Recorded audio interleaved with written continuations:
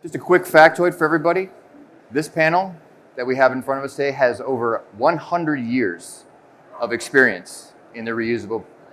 And in the true Vegas style, Tim and Todd back there, they have a pool going on. You can guess who has the most of everybody. I didn't say it was you. I'm saying there's a pool. So Todd takes bets in the back. So what I'll have do is panel introduce themselves, and then we'll get into the moderation. So John, go ahead. Thanks. My name is John Brooks. I'm responsible for the retail sales organization at IFCO. If you're not familiar, IFCO handles reusable packaging containers, so foldable containers for produce. We work with retailers and growers to help more efficiently move produce through the fresh supply chain. Happy to be here. I'm Paul Kamholtz. I'm Vice President of Sales and Marketing for Cabka. Cabka uses unique plastics that we recycle back into our returnable transport packaging and plastic pallets. I found that Tim and Todd were a little mean-spirited when they pointed at me saying I'm the one that accounts for the majority of that 100 years, but that's fine. I'm going to dye my hair. You guys won't even recognize me next time. Hi, everybody. I'm Prab Hans. I am not Brandon DiMidio. I'm stepping in for him from CHEP. I lead the commercial activities for CHEP Palicom Solutions. We're an intermediate bulk rental group that deploys platforms for dry and liquid shipments across the supply chains into manufacturers and end users. Been in the supply chain business for about 25 years, and really looking forward to today's discussion. Great, thank you. So what I thought we'd do from the start here is start very broadly and from a general topic standpoint, and then get into some details and very specific topics. One thing I encourage with all these is audience participation. We'll have some time at the end for questions. So I know many of our colleagues might be out there. I can't see you at all, but you might have some plants out there with some good questions. So please ask these guys questions. That's what we're really here to do. So we'll start from very general. And John, I'll start with you on this. What are your conversations like that you're having right now with your customers around using reusable packaging versus single use? This has been a subject that's been talked about for years, right? What are those conversations like, and have they changed substantially over the last, say, 5 years? Sure. Yeah, I think the biggest thing that sticks out to me is the level at which we are having the conversation. So we've been having these conversations for years, but when you have those with isolated teams, I think that's when you can run into a little bit of trouble. So we've worked really hard to elevate the discussion. So if you can get to the people that oversee the entire supply chain, they can oversee the business. If you go to somebody that manages a certain department and there's an impact of 2 cents on a case, clearly they're going to push back against that. They're not doing anything wrong. They're just trying to manage their business in an appropriate way. But if you can offset that with 20 cents of savings somewhere else, the people that sit on top of that organization would take that in an instant. So, I think it's just about identifying what level you're working with and clearly communicating where the value is. And I think we'll get into some of that discussion today. And I think people would not be resistant to that as long as there's an offsetting benefit, which typically is what we would see. So that's my view on that. Good. Paul, what do you think? It's changed dramatically in the time that I've been in the business. I think people are more receptive to considering it now. I think all of us consider our customers' best interests first.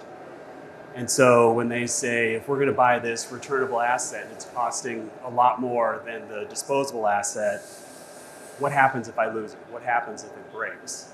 So if there is an ability to be able to track that and control that asset and not lose that asset and get more turns out of it, then a returnable solution is beneficial. And through the years, and what's really changed, and Tim touched on in his opening remarks yesterday, was AI. I mean, it's RFID, it's IoT, and now it's AI that is allowing people to manage those assets better. So those conversations that these guys have talked about are becoming more tangible. And people are saying, okay, I think we can actually control this asset and take a look at this solution rather than just doing one way, not to mention the sustainability benefits. Rob? In recent conversations, it's all been around kind of total impact of optimization. So moving away from acquisition and actual cost of ownership and looking at it holistically. So it's not just your customer and your customer's customer, but it's actually the consumer at the end of that. And if you can find ways to kind of distribute that benefit across all of those stakeholders, It helps make the decisions easier within organizations with customers, and it also helps empower them to make smaller decisions that have larger leveraged impacts in their organization. And we're starting to do a lot more of that with our customer engagements, which has been pretty beneficial. Yeah. So I want to expand on that. You talked about having all the stakeholders involved. In general, there was a question. There was a panel yesterday talking about using technology within assets. It was a very informative, great panel. And there was a question from the audience about how these programs, we've talked about them for several years, but they talk to a guy in IT, they talk to maybe a guy in operations, but they can never get it over. They can never get it to the C-suite. They can never get it implemented. From the conversations you're having, I mean, in a general sense, who are the key people you have to get involved, and how many do you think there are? I mean, obviously every scenario is different, but how many different people do you think that we need to talk to really talk about these solutions?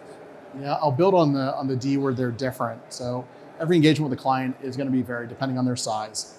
Also, what it is that they're looking for in terms of their packaging solution, the scale of their organization. But if you're not talking to kind of 5 basic folks in that decision matrix, so someone in finance, someone in operations, your packaging people, your quality people, and then your sales folks, you're really missing a trick in terms of making sure that everyone's on board with any change that's about to be implemented in their organization. Each of those people are always impacted by anything that happens within the warehouse, within the transportation organization, out on a farm, in a field, in a factory, and then most importantly, when they're trying to convince someone to buy their products. So I think talking to those 5 is the best thing that anyone can kind of make sure they're looking at in their stakeholder map when they're doing their account reviews. Okay. Paul, do you have anything to add? Do you agree with that? I completely agree with it. I mean, it's you build up a grassroots effort, but you got to get to the people that are decision makers. You ultimately have to have a project champion, and that project champion has the authority to say, "Hey, I'm standing behind this. I just want to find out the facts." Yeah. And then that helps your project succeed. If we as a sales organization are getting to know everybody from the floor up, and you can get some grassroots support saying, "Hey, I like this idea. This is something I want to do," your chances of success are greater. Okay, great. So we talked about, I think the key part of this panel and this discussion is total cost of ownership, right? And you guys have all touched on it in some way already about the differentiation between just the cost. If you're talking to the guy who impacted 2 cents a case, well, that's his. I can't do 2 cents a case, right? You have to show benefits somewhere else. When you're talking to customers, John, you're talking about costs. What's one cost that you really start to focus on and make sure that you address when you're talking about the total cost of ownership, those costs you're trying to take out? I think for us, labor cost is probably the largest. I mean, it's extremely expensive. And in our world, we're talking all fresh, right? So you're talking about reusable containers going into a grocery store and improving the labor environment in that store. So when we measure that and we show a labor savings, how do you end up accounting for that in the financials? Yeah. So, as an example, I think every retailer would tell you that they'd much prefer to have their produce folks out on the floor talking to customers, directing them towards certain items, driving sales, at the end of the day, versus standing in the back room at a baler. Right. And it's wasted time.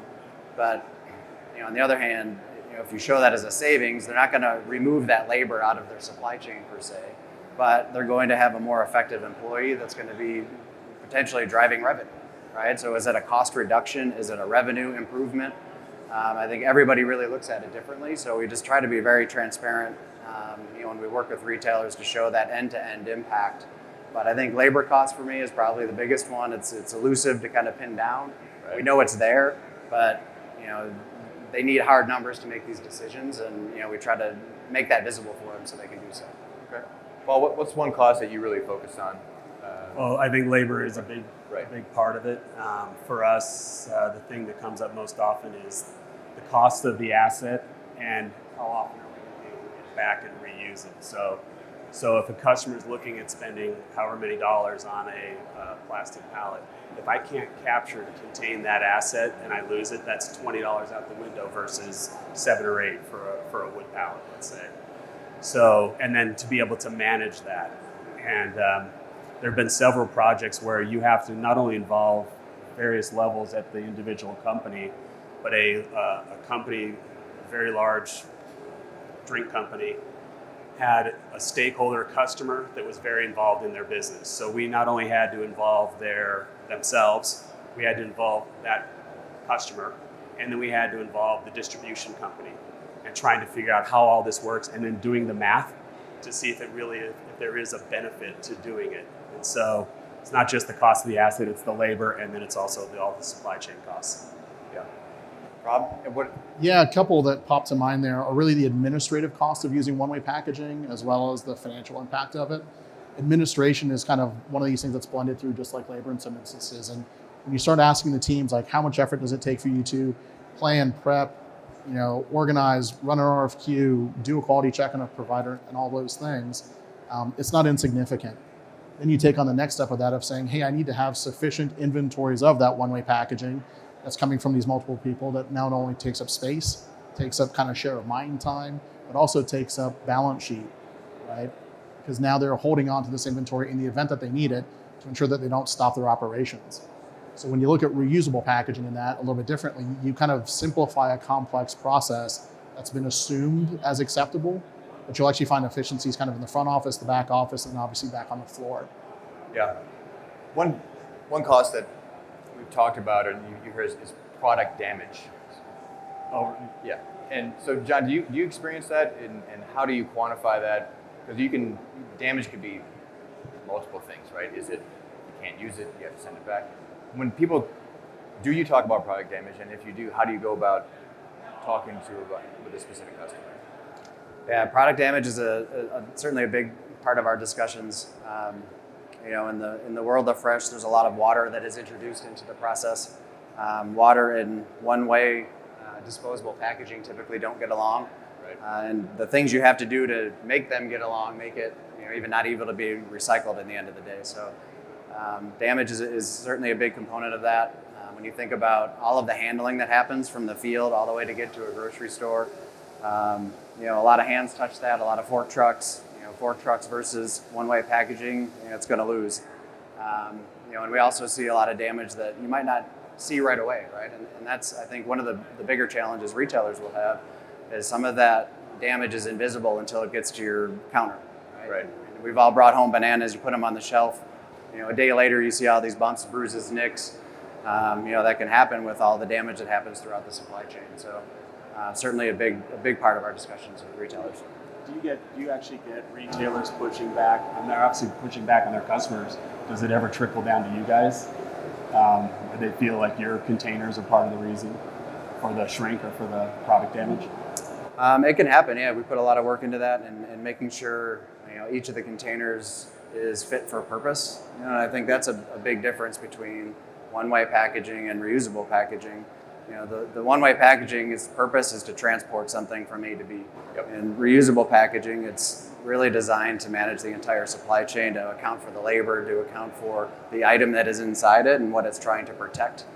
Because you're able to put additional effort, additional design money into that because you get so many uses out of it. Right. So yeah, I think that's a big part of it. Yeah.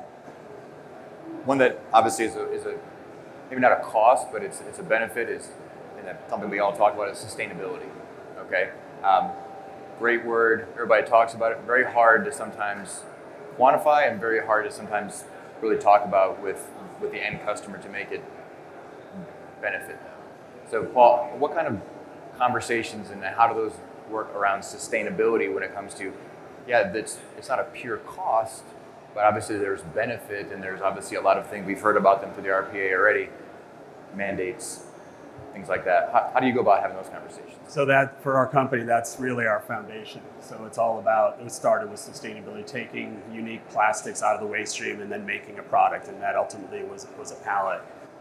I don't often lead with that these days. I think things have changed a little bit, but there was about 5 or 6 years ago, Larry Fink from BlackRock got on CNBC and he said, I'm tired of investing in companies that just have a blurb in their annual report saying, we're going to do sustainable things. I'm, from here forward, only going to invest in companies that are really actually doing sustainable things. And I happened to see that live and I thought, oh, that's interesting. And I didn't think anything would come of it. The actions that the companies that we interact with from there forward have significantly changed. So they take a look at that. They're concerned about how they are perceived as a company. They're concerned about doing the right things for the earth. And so that's a big part of the decision. You still have to clear the financial hurdles and the thresholds that they have to make it worthwhile. You still have to make a quality product. If you're using a lot of recycled materials, you can't have it breaking first or second use. So all of those things are factored in. For us, it's just one of the key points that we can bring to the market, and it's important to companies. Yeah. Rob, would you agree with that? Is that kind of Yeah, I do. I do firmly believe in sustainability as a measure of intent, like a principle. At CHEP, we drive regenerative supply chains as part of our kind of call to order, our modus operandi. And it's really around kind of maximizing the utility of the reusable packaging that's out in the supply chain today.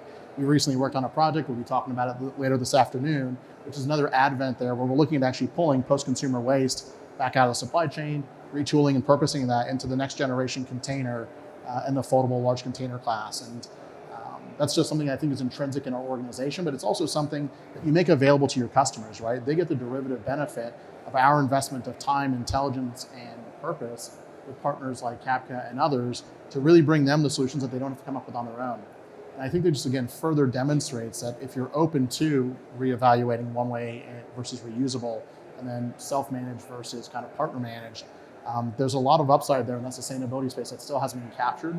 And more importantly, with data and this kind of fourth generation supply chain stuff that's out there, an opportunity to really quantify that.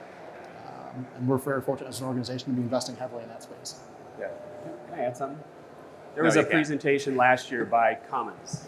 And Cummins is the first company that I've witnessed that's come public and said, every inbound shipment, every intercompany shipment, every outbound shipment will be in returnable transport packaging. That's hard. That's really hard, especially for a big company like that.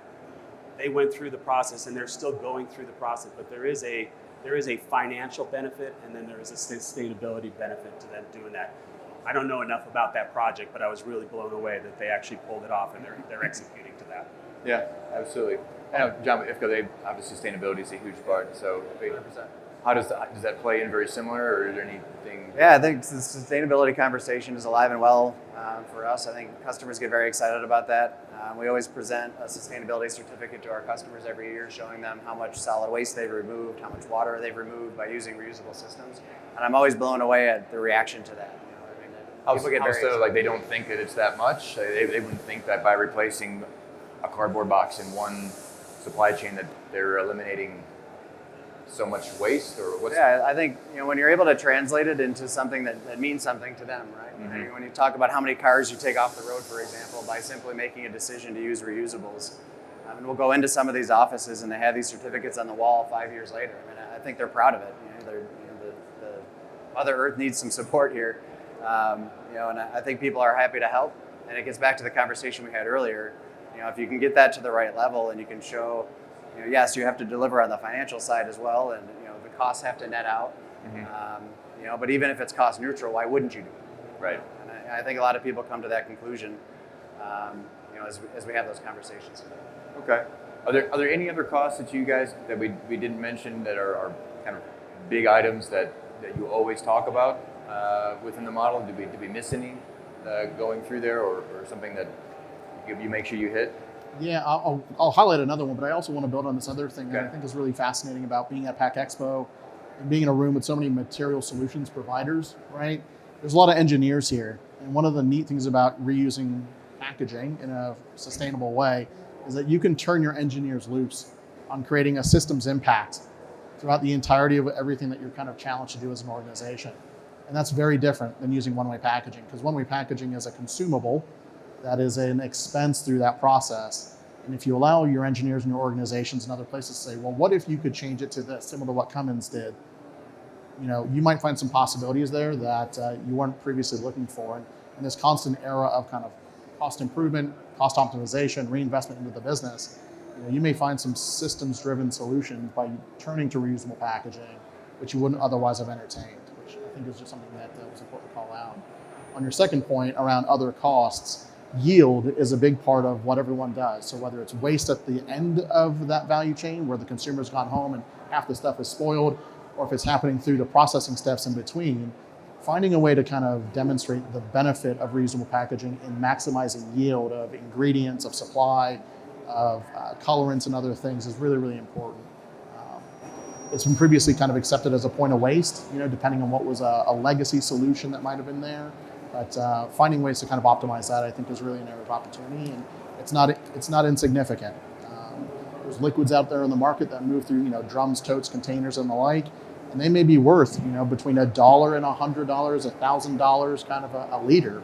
If you leave more of that stuff in one-way packaging solutions because you couldn't find a way to solve for it in a reusable way, that's not insignificant. And in some cases, that first-year benefit will help fund that first-year expense to capture that solution or that upside all the way through.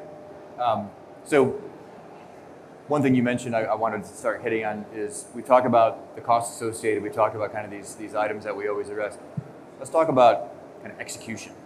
How do you guys as experts in the field really start to quantify this? Like, are there certain tools that you use? Are there certain conversations you're having? Other people that you're bringing in? How do you go about approaching a customer and really showing this and then getting them to buy into the value of it? So Paul, I'll start with you. How do you guys do that? It's basically just asking. I know it's questions. really easy to do, so it's not a very complex question. But It's not. But if you ask the question, I think that CHEP Zirconic is one of those projects where we ask the questions, we find out what is the best way to design this, what is the best way to make it useful, so that you can execute, easily.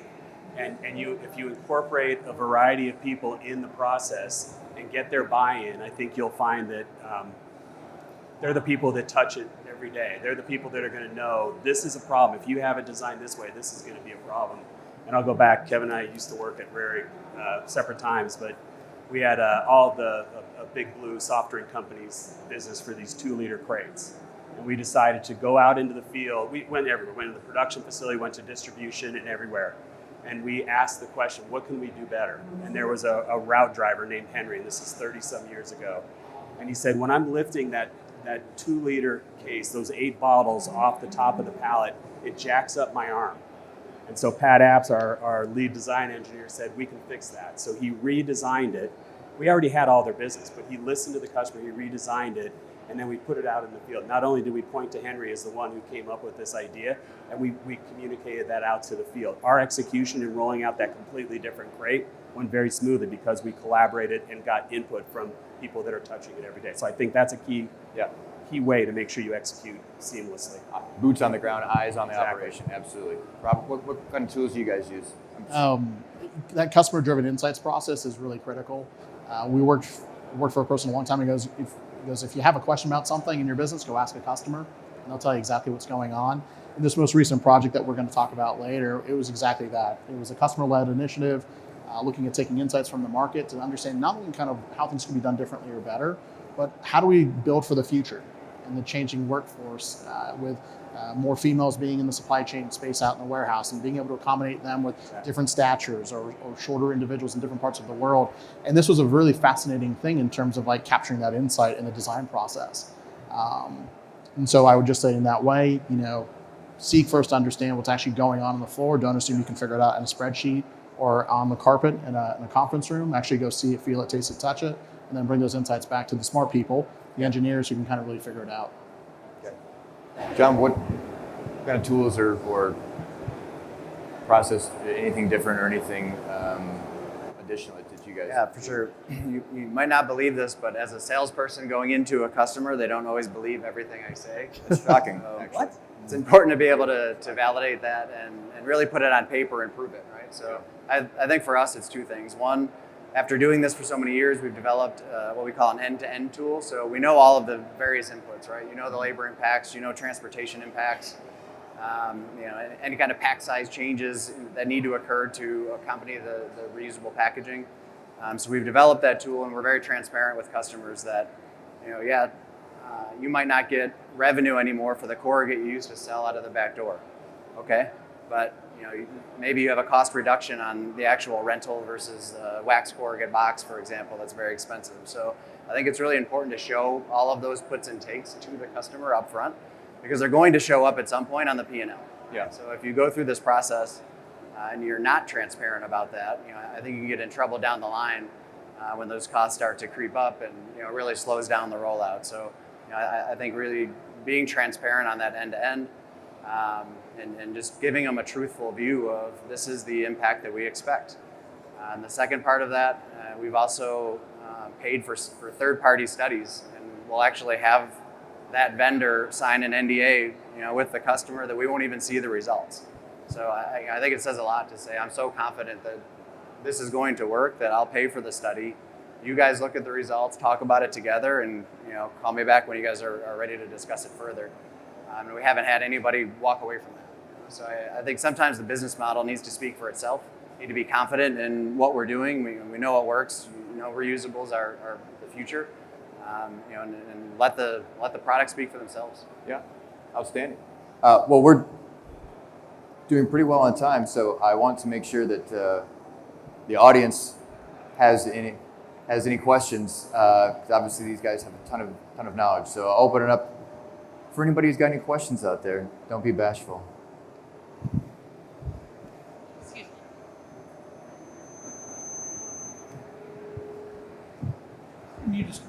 When we discuss sustainability in the process, is there any distinction, do you think, between plastic and wood, being wood more recyclable than plastic? Does that come up in the conversation at all?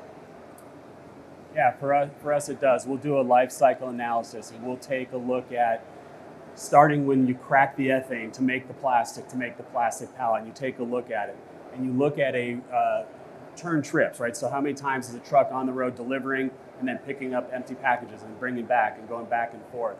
We look at all of that and we'll evaluate it. And we can do it with wood, we can do it with corrugated boxes, we can do it all. And it's just facts. And sometimes we're beneficial, sometimes we're not. And it's whatever's in the best interest of the customer. So we absolutely looked at from soup to nuts how it actually impacts. And that's what our life cycle analysis is. Okay. My company sells a lot of returnable packaging.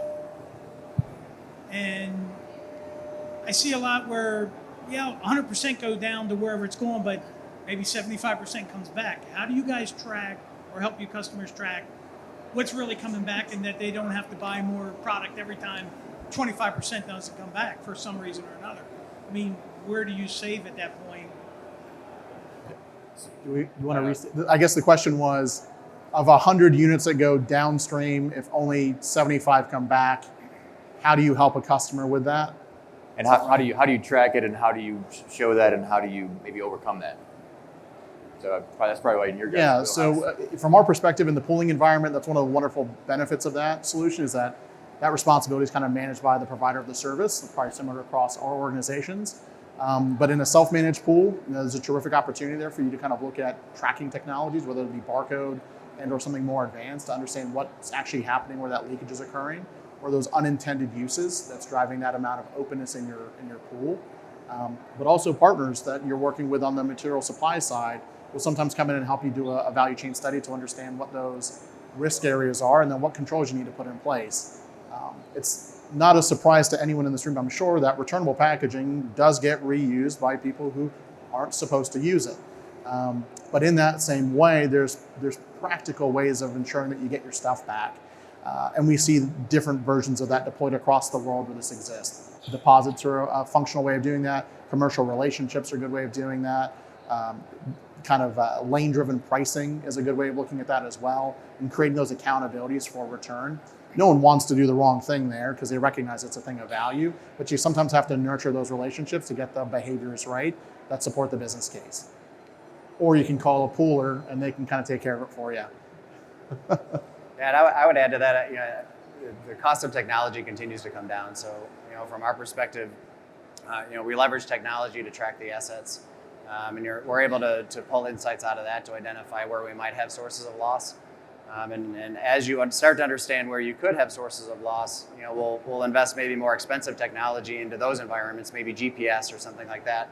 That helps us identify where those assets are getting lost. So, that's a big part of it. And then as part of a pooler's business model, we invest heavily in asset management, asset recovery. So we do have a lot of boots on the ground, people in the field, and having those relationships with your customers at the ground level. Are you storing these outside or not? That's a big deal.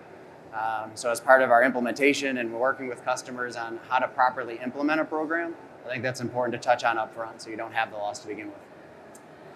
One last thing, Tim Davis, when he opened up this pavilion, he talked about the evolution of agentive AI, and I think he used the example of Alpha Bakery. And he said they were losing bakery trays and they didn't know where. They could actually track it down to the route, and they identified one route that was losing substantially more than any other route. And there you can go in and start doing a deeper dive and find out why is that happening and hopefully curb your loss. So I think with the technology evolving, like I said at the outset, I think there's ways to manage the asset, not lose the asset, and make a returnable, reusable system work. Absolutely. Great question. Any other questions from audience? Anyone? No? Okay. So kind of just to wrap up, I'm going to ask this question of all three of you as we covered a lot of ground through this, all right? So it's not a trick question, don't worry. So for everybody here, what would be the one thing that you kind of give advice to people, and what's the one thing that they should be considering, whether they're considering reusing reusable packaging or they want to implement reusable packaging into their supply chain? What's the maybe one thing that is important to lead with? They talk about that. I think one thing we haven't talked about that is very relevant in our business is just the volatility of cost, right? And we're all subject to that. Certainly since COVID, we've been very sensitive to cost increases, labor cost increases. So one of the big considerations when we talk about moving to a reusable environment is stabilizing your cost base. So it's a bit of a misnomer, in a pooling model, that a lot of our supply comes out of production, out of creating new crates. Right. Actually, the vast majority of our production comes out of wash. So from that perspective, we're less impacted by any of the resin markets. Certainly it creates an input cost for us, but it doesn't hit us every time when we're shipping these reusable assets out to customers. So from that perspective, it really changes how you think about reusables, and we're able to flatten that, particularly with a further investment in our facilities, right? So if we're able to limit the labor component, invest in automation in our facilities, that's another big variable component that can hurt on the cost side. So I think maintaining costs flat over time means a lot to our customers and their customers. And I think we're able to do that more so than one-way packaging, which is more considered a commodity and more subject to variable markets. Right. Good point. I think, resistance to change. I think people are accustomed to doing things. We've been doing it this way forever. It's too risky. You know what? I'm in a good job right now. Why would I stick my neck out and do something like this that might end that? I think trying to convey and gain people's trust that it's willing to explore, and having partners like these guys that you could actually say, we'll quantify it for you, we'll just give you the facts, but don't just say you're going to go to a one-way package because that's the way you've always done it. Be open-minded and consider looking at a returnable program, because it might benefit you in more ways than one. I would say to think beyond your use case and think about their use case. There being a group of individuals that you guys need to define as an organization, but it's important to kind of think about that secondary step. Practical example of that that's taking place in our environment today is that local municipalities are carrying a higher cost of waste management. They're passing it along to their consumers. Their consumers there and therefore have less money to spend on stuff. If you can find a way to reduce that discharge rate or that waste rate for them, they have more money to spend on the things that you're trying to sell them to begin with. So if you kind of go past that, I need to get something from A to B, to I need to make sure that at Z step, it's not driving some other expense that's going to curtail people from buying more of my stuff. That's an opportunity for you guys to kind of be stewards and leaders, kind of beyond the product, right? And more so to the purpose, which I think is an important thing to remain considerate of. And that transcends cost, that transcends crises that come up anytime. It's just more around kind of what is the right way that we want to work. Are we adding to a system that's going to require downstream expenses? Are we driving a system that can kind of maintain those, control those, and create some consistency for people? If you can do more of this and less of that, then I think we're all leaving this room and this session as winners. Outstanding. Well, I want to thank first all of you for attending this session. It was great to see everybody in the crowd and great questions. Obviously, thank you to the RPA. We covered a lot of ground up here today. This session obviously will be recorded and you'll find it on the RPA website. But the RPA website has tons of resources that are very pertinent to this topic and many others. So please make sure you visit reusables.org, subscribe to the LinkedIn page. Thank you all.